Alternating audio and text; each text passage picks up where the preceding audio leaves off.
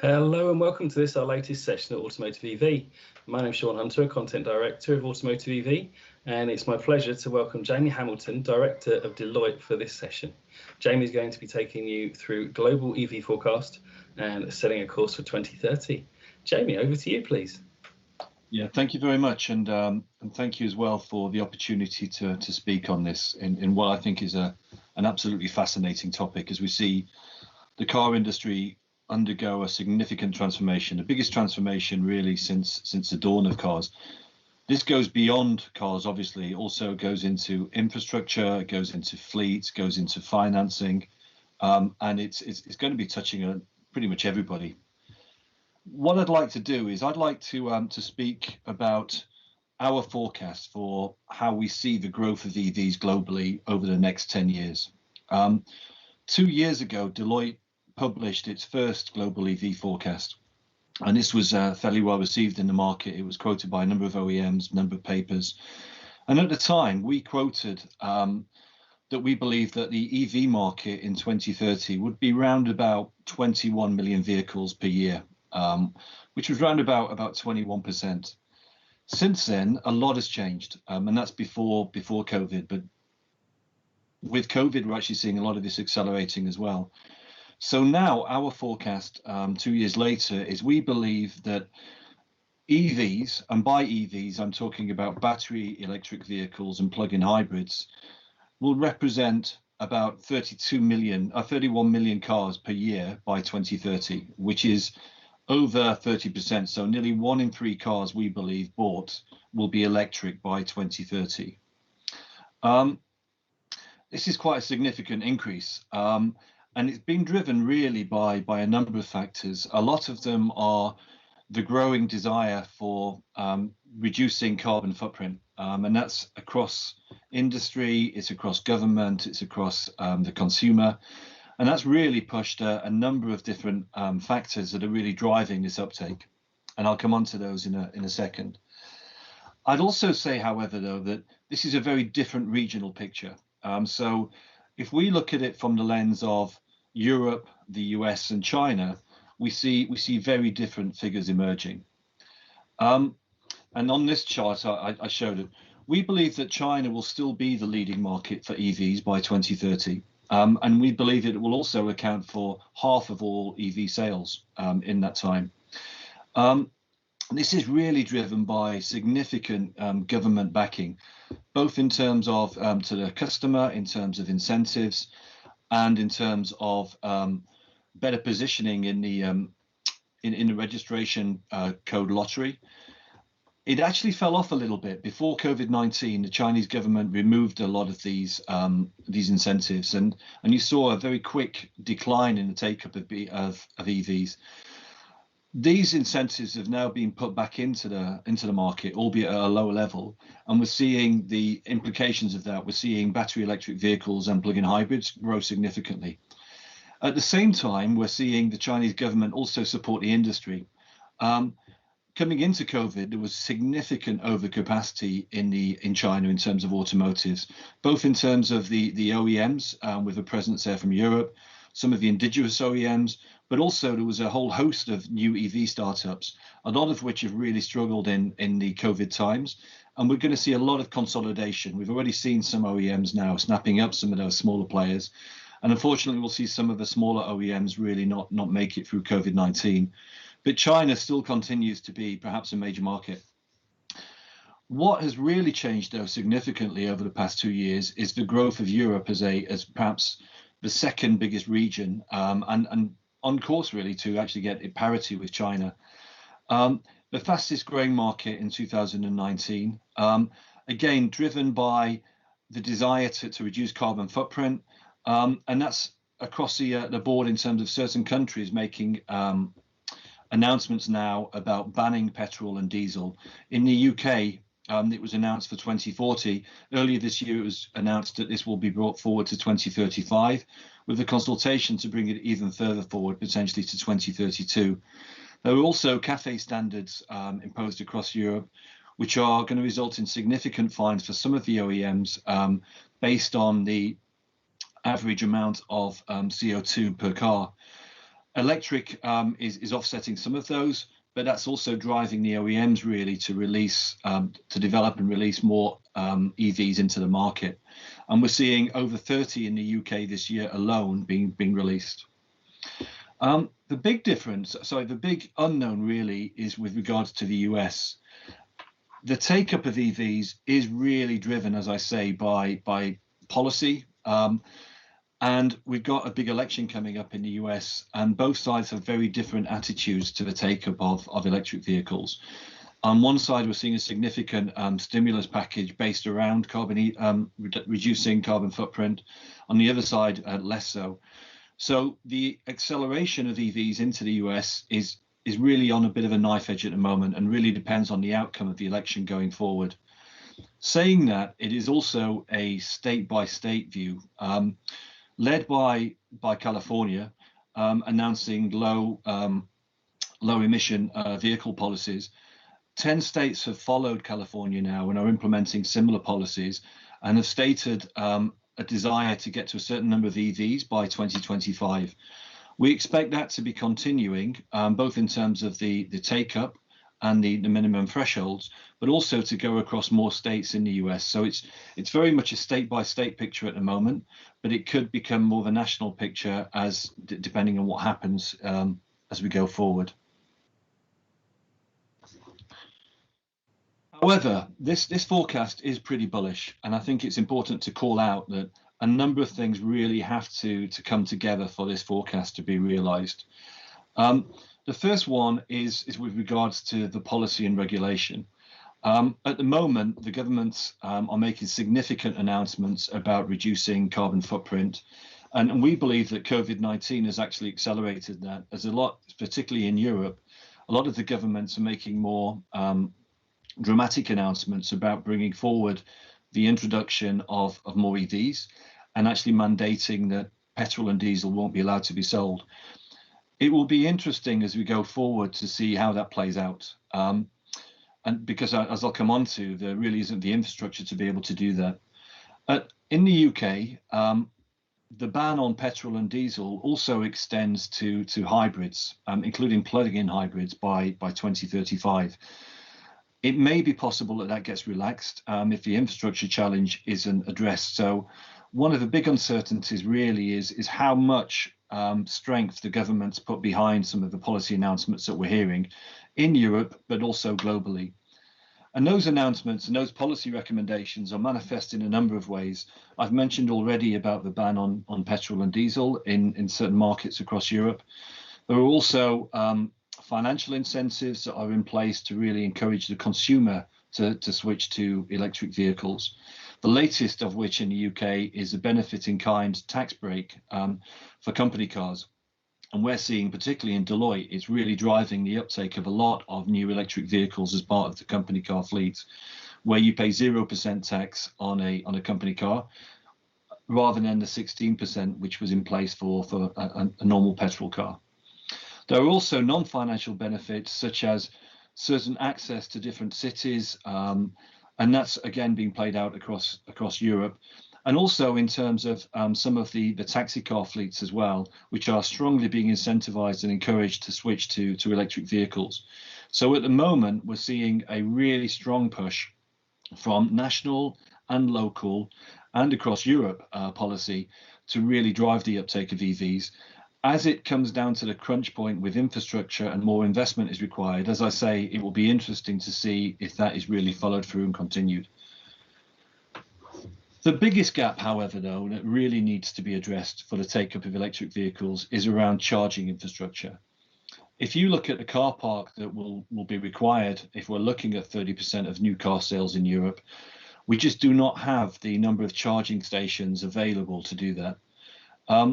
So I personally currently just drive a hybrid at the moment because I don't have off-street parking. So I'm waiting for more public parking to be in place before I believe I can commit to an electric vehicle. And it's not just kind of home charging. What's really required is ultra fast charging. And we're seeing that happen across the major arteries.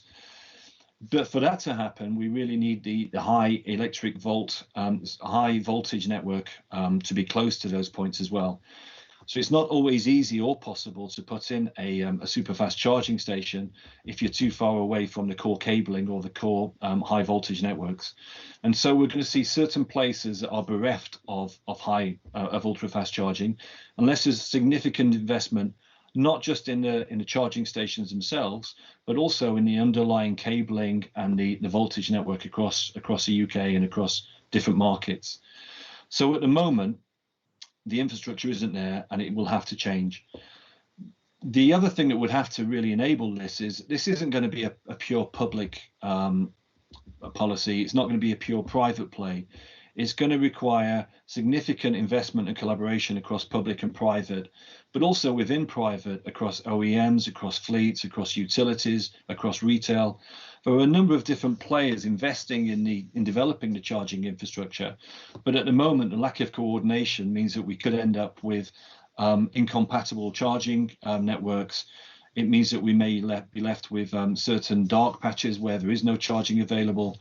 So what is urgently required is a national and international view on how we are going to get to the infrastructure that's required to enable this transition to electric vehicles. The third factor to consider is really on the customer sentiment. We have seen a significant change in customer sentiment. Previously, the big anxiety was all about range anxiety. But customers are getting a bit more savvy now to realize that it's very rare if you've got a petrol or diesel car to have 500 miles in the tank every morning, and you can actually make do with 200, 250. And so we're seeing that really become less of an issue.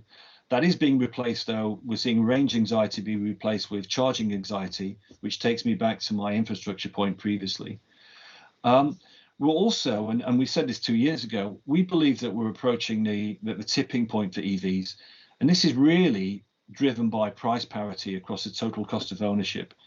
If you look at electric vehicles now, not just in terms of the acquisition price, but also factor in fuel costs, you factor in maintenance, with the incentives that are in place now, we believe that we are at parity in the UK. And as those incentives eventually come away in a couple of years, we believe economies of scale around battery, around the EVs themselves, means that we will even pass parity, and it will actually become cheaper over the lifetime of that product to switch to electric. That doesn't mean that that's a necessary easy sell, though, because people are still buying based on the upfront cost as opposed to total cost of ownership. So what we will have to see is we'll have to see different business models, different way this is communicated to customers in terms of what they pay and how they pay and what's actually bundled into that pricing as well. The thing that we're seeing that's really interesting and driving as well as could be a potential barrier to this is the OEMs themselves. Now, there's been significant OEM announcements about the move and the switch to electric. Almost every single OEM has made significant announcements. There have, however, been differences about whether electrification means hybrid or whether electrification means battery electric or plug-in. So the extent to electrification does vary by OEMs, but we're seeing a lot of the OEMs. I think it's led by companies like VW, really driving this, and that's being driven by one, their desire to move away from diesel. The second one is driven by some of the CAFE standards. But what will be interesting, as I say, is if all these announcements are really followed through. So there's still another 2 or 3 years really where OEMs have time to commit in terms of the actual production. But if the announcements that we're seeing are actually followed through, then we think that the OEMs are well in position to be able to supply the demand that's required. As I mentioned, in the UK alone this year, we saw 30 new electric vehicles introduced into the market. One thing that's slightly left field on this is hydrogen. Hydrogen is still being pursued by some of the OEMs in Germany, in Japan, in the US. Our view on hydrogen is that hydrogen will play a role. We don't see it as electric or hydrogen, but we do see hydrogen playing much more of a role in freight, potentially in buses. And so we don't necessarily see it becoming mainstream in car vehicles. We believe that the battery electric vehicles are 10 to 15 years ahead of the fuel cell technology, and also will have established themselves by then. But we don't necessarily see for larger freight, for longer freight, and potentially for buses, that electric will suit all instances. So we do believe that it will be a mix of hybrid and hydrogen and electric, depending on the use case. But I don't see hydrogen really making a significant inroads in the next 5 to 10 years. I think we will start to see it by the end of 2030, but I think we're looking a little bit beyond that before it comes mainstream, even in those segments that I've mentioned.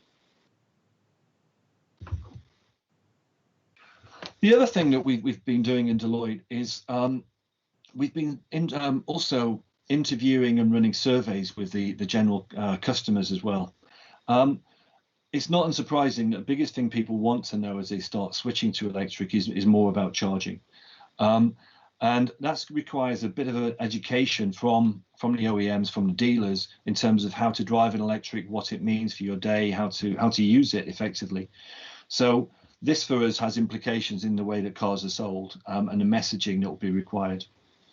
We're also seeing, again, accelerated by COVID, a lot more appetite to conduct a lot more of the user journey online.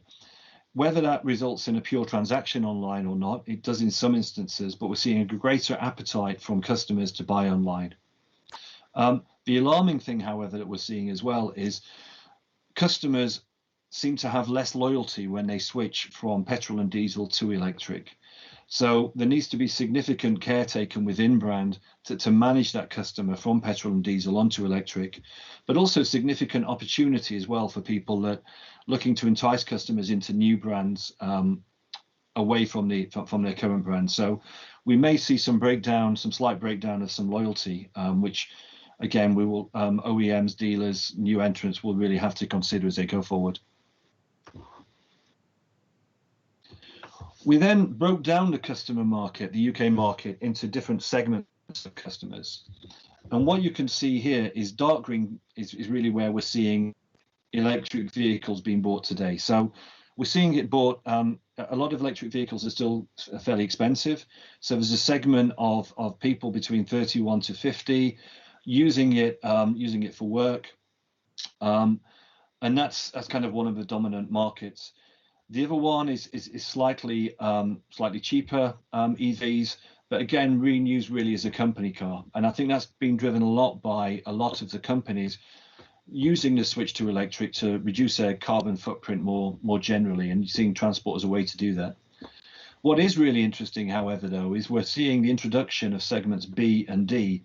So what we are predicting is on this chart is really EVs going mainstream, and you can see that with a number of the EVs that have been released into the market. But here, rather than an EV being your second car, we're seeing EVs being the first car, the only car that you have, and people are prepared to bank on that. We're also seeing it come down in terms of price point, which is making it more manageable and more accessible to a lot of those segments as well. So we see this year really as a year that EVs go mainstream. And that's really been backed up by some of the sales figures that we've seen. I know this is a very strange year with COVID, and we've seen a significant decline year on year in terms of car sales, with total car sales, I think year to date down about 40%. But what we are seeing is that there's battery, plug-in hybrid, also mild hybrids are really significantly growing. So much so that hybrids and electric vehicles represent 23% of all car sales at the moment. A lot of that is a bit of an anomaly based on the, as I say, the COVID situation, but we have seen an acceleration in the take-up of EVs, and I don't think that necessarily is going to stop. Let me pause there. Any questions? Thank you very much for your time. Hi, Jamie. Really thorough, holistic view of the sector. Do we think currently we're kind of seeing a lot of purchasing decisions being deferred, and so there might be even more people out there really that are wanting to move over, or is that fully accounted for that when you're looking at your kind of customer base there? Yeah, and I think you're seeing a lot of purchasing decisions being deferred. You can see that in the total of cars coming down. So absolutely, I think we are seeing purchasing decisions being deferred. Whether that relates disproportionately to electric or not, I don't know. But I do think there is some pent-up demand there, absolutely. But I think that's probably equal across the board. I think within that, though, we are seeing that trend moving to electric, and I think customers are becoming more comfortable with electric as a real viable option, which is what we're seeing. Yeah, no, there's definitely the movement there.